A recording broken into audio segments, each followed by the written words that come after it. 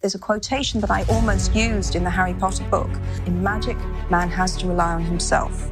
But that's the perennial appeal of magic, the idea that we ourselves have power and we can shape our world. I came from a place where I was a single mother, and it really was hand to mouth at one point. Mm-hmm. It was as literally as poor as you can get in Britain without being homeless at one point. If you've ever been there, you will never, ever take for granted that you don't need to worry. Never.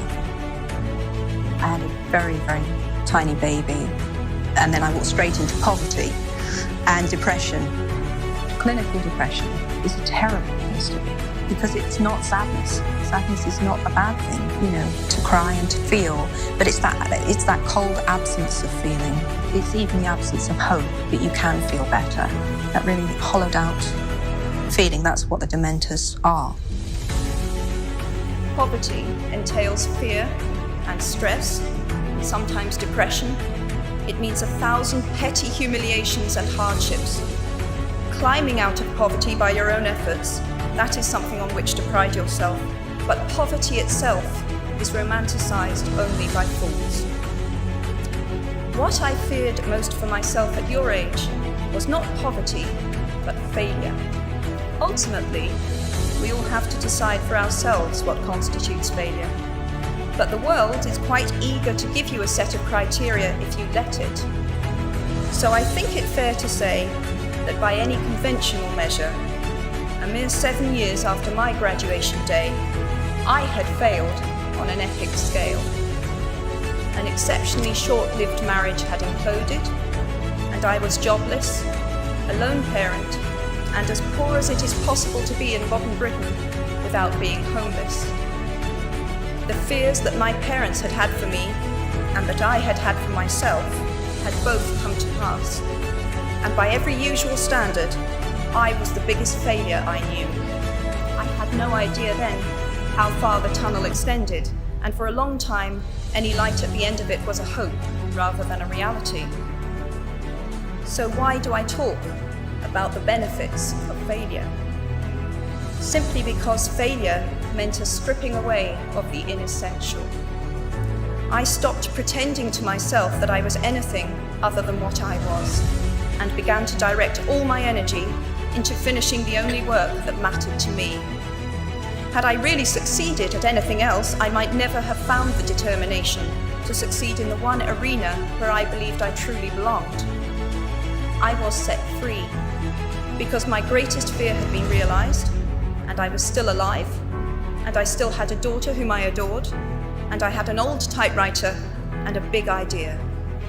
And so rock bottom became the solid foundation on which I rebuilt my life. You might never fail on the scale I did, but some failure in life is inevitable. It is impossible to live without failing at something, unless you live so cautiously that you might as well not have lived at all, in which case you fail by default.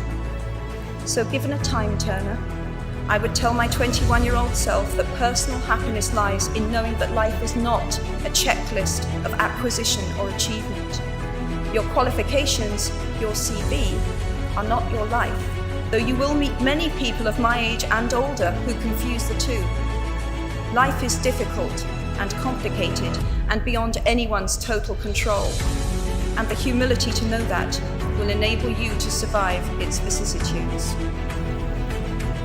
Unlike any other creature on this planet, human beings can learn and understand without having experienced. They can think themselves into other people's places.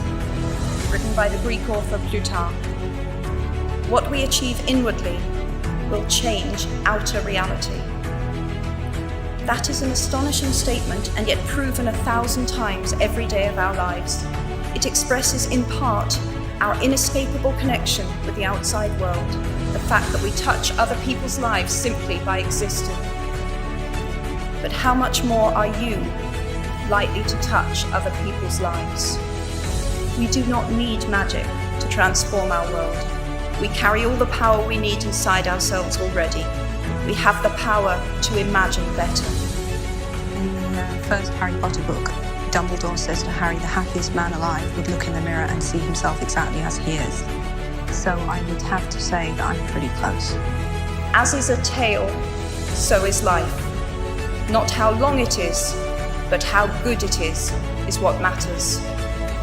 I wish you all very good lives. Thank you very much.